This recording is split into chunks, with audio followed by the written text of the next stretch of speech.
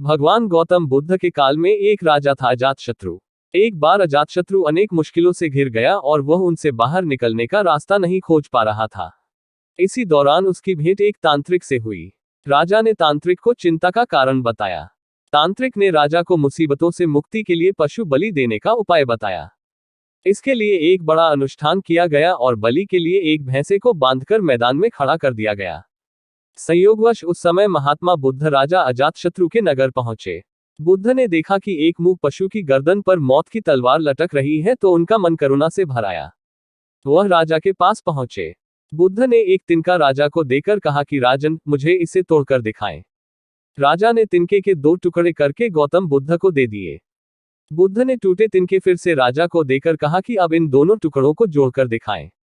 गौतम बुद्ध की यह बात सुनकर अजातशत्रु अचंभित रह गया। राजा ने कहा, टूटे तिनके कैसे जुड़ सकते हैं?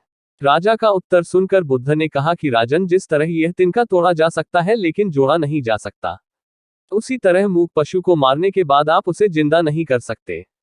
जीव हत्या से परेशानियां कम होने की बजाय और बढ़ती ही हैं। आप ही की तरह इसे भी तो जीने का हक है। जहां तक मुश्किलों का सवाल है तो इन्हें कम करने के लिए बुद्धि और वीरता का सहारा लेना चाहिए।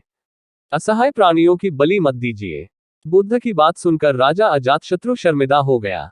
राजा ने तत्काल पशु बलि बंद करने का आदेश दे दिया।